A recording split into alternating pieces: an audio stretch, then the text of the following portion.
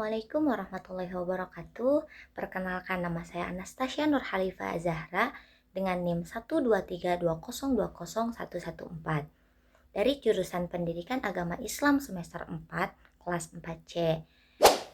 Nah, di sini saya akan menjawab beberapa pertanyaan sebagai hasil akhir saya dari mata kuliah Filsafat Ilmu.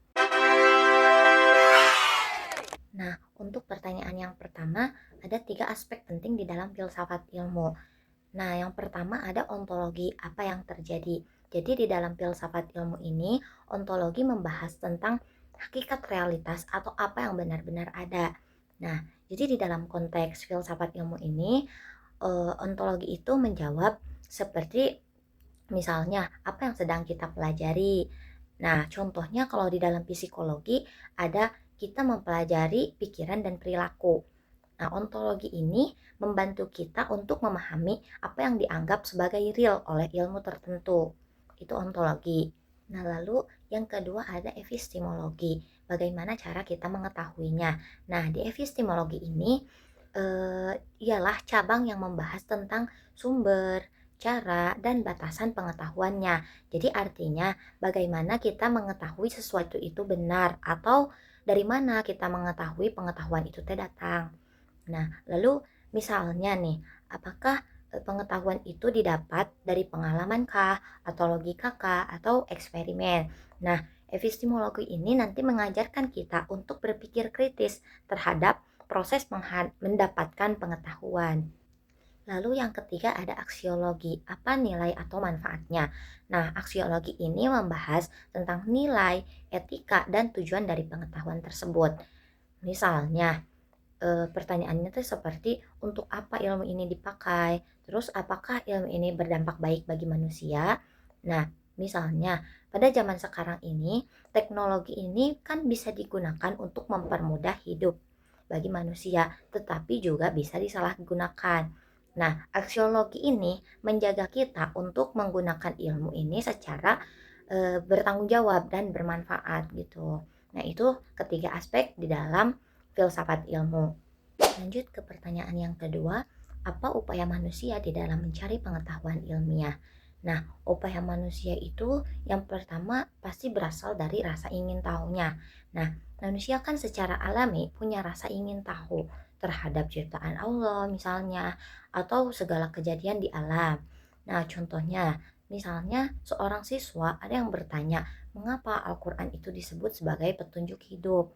Nah, itu kan berasal dari rasa ingin tahunya. Nah, lalu yang kedua, setelah melalui rasa ingin tahunya, manusia itu melakukan observasi atau pengamatan. Nah, di sini manusia itu mulai mengamati hal-hal di sekitarnya untuk mencari jawaban. Seperti pertanyaan tadi, mengapa Al-Quran itu disebut sebagai petunjuk hidup?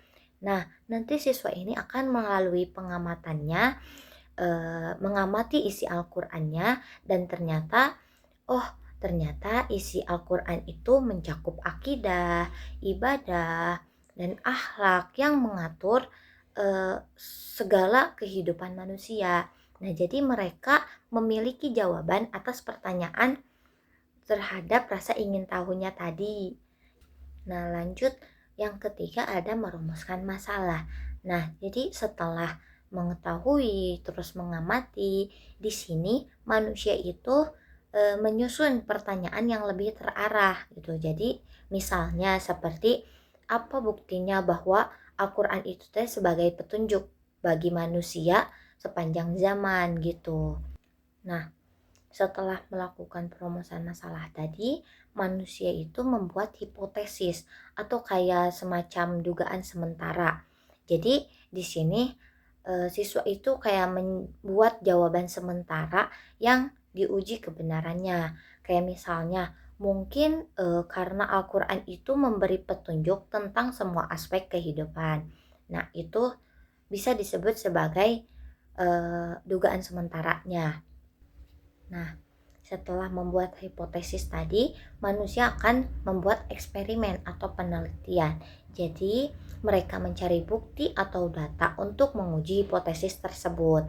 Jadi, kalau misalkan di dalam PAI itu ada bisa dengan membaca tafsir atau hadis atau mencari-cari sejarahnya.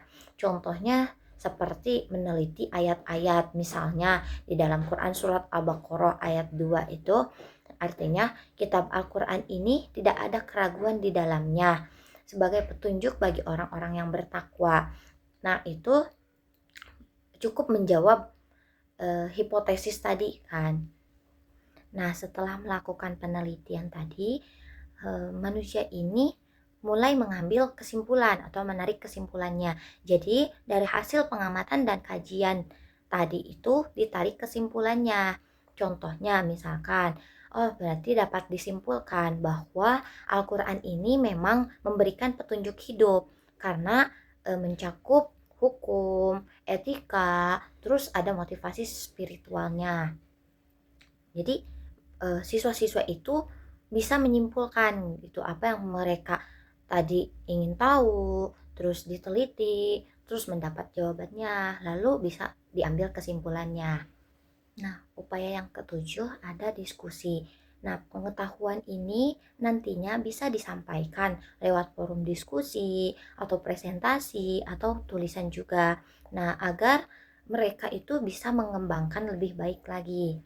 Jadi siswa ini nantinya akan mempresentasikan hasil yang mereka teliti atau hasil yang mereka dapat. Itu untuk upaya yang ketujuh. Nah, yang kedelapan ada pengembangan pengetahuan. Pengetahuan yang sudah mereka temukan tadi terus dikaji ulang atau di forum diskusikan dan nanti harus dikembangkan sesuai zamannya. Jadi kita ambil contoh kalau misalkan di dalam tafsir nih, tafsir Al-Quran ini kan bisa terus dikembangkan untuk menjawab tantangan zaman modern seperti misalnya isu lingkungan atau teknologi dan lain sebagainya. Nah, mungkin itu ada beberapa upaya dalam mencari pengetahuan ilmiah.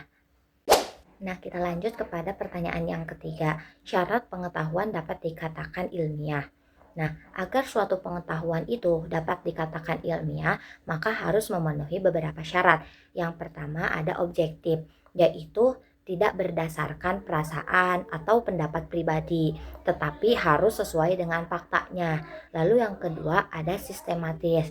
Maksudnya itu harus disusun secara teratur dan runtut. Jadi dari mulai pengamatan hingga kesimpulannya itu harus tersusun secara sistematis. Dan yang ketiga ada logis, yaitu dapat diterima oleh akal sehat dan mengikuti kaidah berpikir yang benar atau jelas. Nah, kan ilmiah itu tidak boleh asal-asalan, apalagi mengarang. Jadi harus logis. Lalu yang selanjutnya ada empiris. Nah, empiris ini maksudnya berdasarkan pengalaman nyata atau dari pengamatan atau dari eksperimennya. Terus yang kelima ada verifikatif. Maksudnya bisa diuji secara ulang dan juga bisa dibuktikan oleh siapapun kalau verifikatif itu. Nah, lalu yang terakhir ada universal, maksudnya bersifat umum. Jadi tidak hanya untuk satu orang tetap atau juga kelompok gitu, tetapi ini bersifat universal. Tuh, untuk pertanyaan yang ketiga. Nah, kalau tadi sudah menyebutkan beberapa syarat untuk memenuhi agar pengetahuan itu bisa dikatakan ilmiah, sekarang saya akan menyebutkan sarana dan alat bantu untuk memperoleh pengetahuan ilmiahnya. Yang pertama, yang pastinya ada dari indera, misalnya kayak mata, telinga, dan lain sebagainya, itu untuk mengamati fenomena-fenomena di sekitarnya. Lalu ada akal. Akal ini digunakan untuk menganalisis misalnya, terus berpikir logis, terus dapat diambil kesimpulannya. Nah, lalu yang ketiga ada bahasa. Bahasa ini untuk menyampaikan gagasan dan hasil penelitian itu secara jelas. Lalu alat bantunya ada alat dan teknologi. Nah, alat dan teknologi ini misalnya kayak mikroskop, komputer, terus alat ukur dan sebagainya. Ini untuk membantu observasi dan eksperimen nanti. Lalu ada metode ilmiah. Yang kelima ada metode ilmiah. Nah, metode ilmiah ini ialah prosedur sistematis yang dipakai dalam penelitian. Misalnya kayak observasi, terus hipotesis atau eksperimen dan sebagainya. itu sarana dan alat bantu untuk memperoleh pengetahuan ilmiah.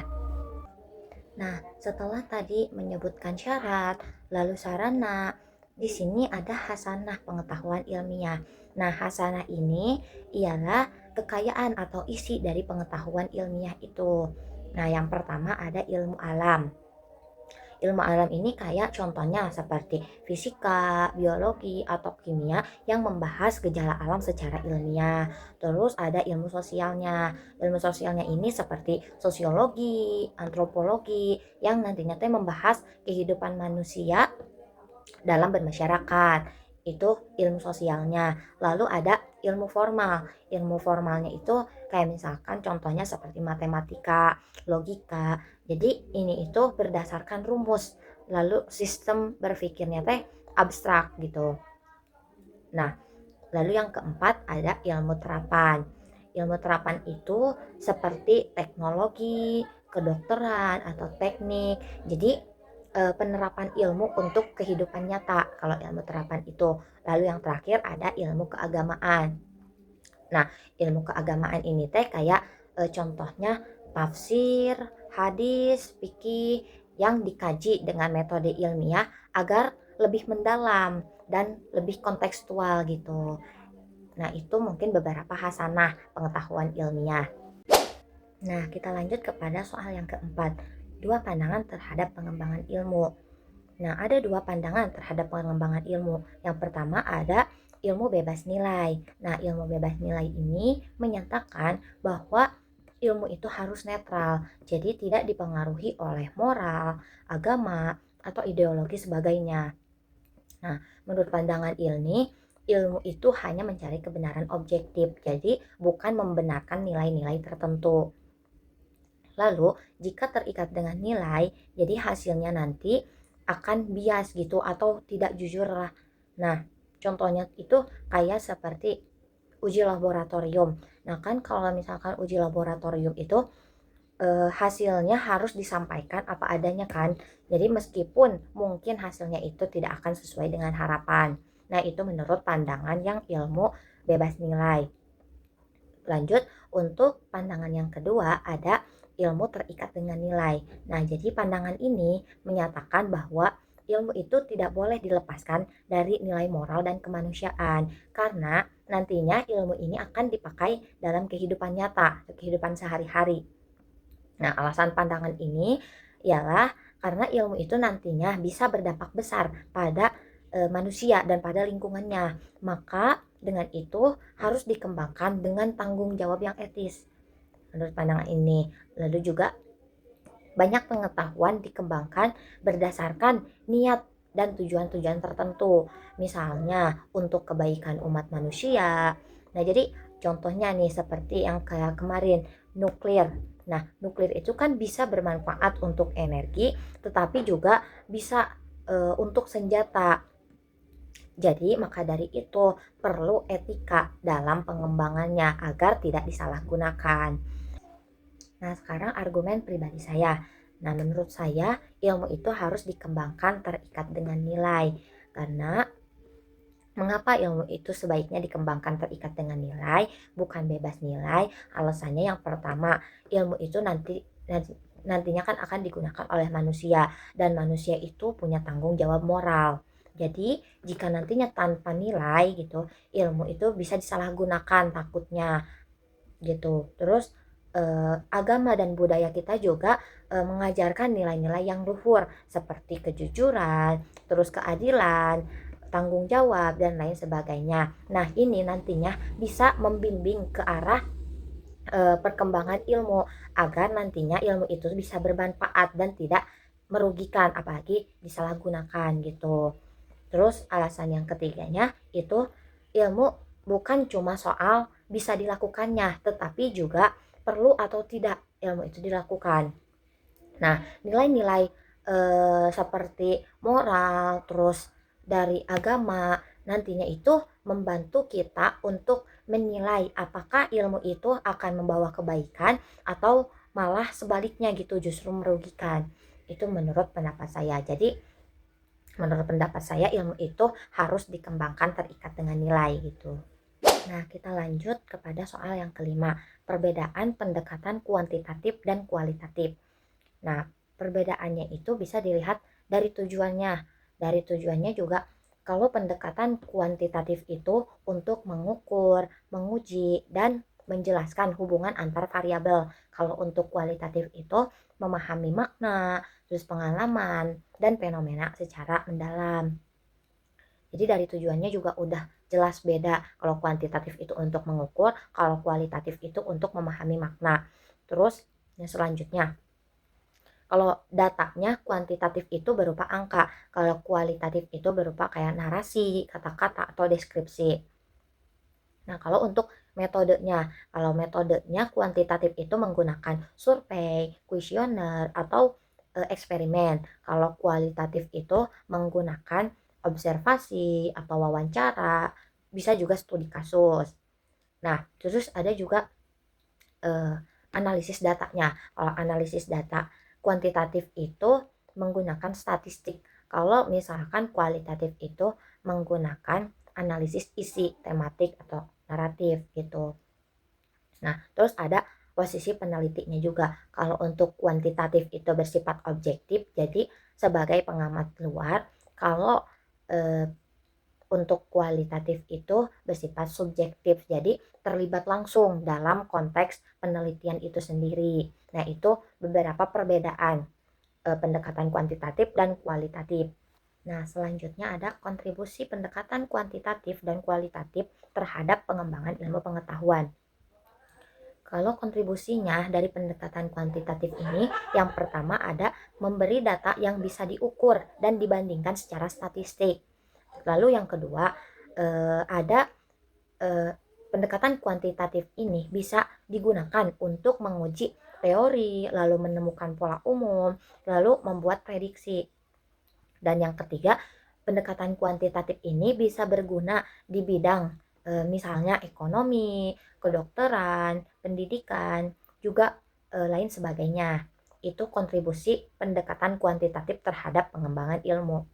Nah, lalu yang kedua ada kontribusi pengembangan kualitatif terhadap perkembangan ilmu. Yang pertama, memberi pemahaman yang dalam dan kontekstual tentang misalkan suatu fenomena tertentu. Nah, lalu yang kedua ada digunakan untuk menggali makna dan motivasi atau pengalaman manusia. Nah, yang ketiga, pendekatan kualitatif ini sangat berguna di bidang misalkan seperti psikologi, pendidikan juga bisa, ilmu agama juga bisa, dan budaya. Nah, itu kontribusi terhadap perkembangan ilmu pengetahuan. Mungkin cukup sekian yang dapat saya sampaikan. Kurang lebihnya mohon maaf. Wabillahi taufiq wal hidayah. Wassalamualaikum warahmatullahi wabarakatuh.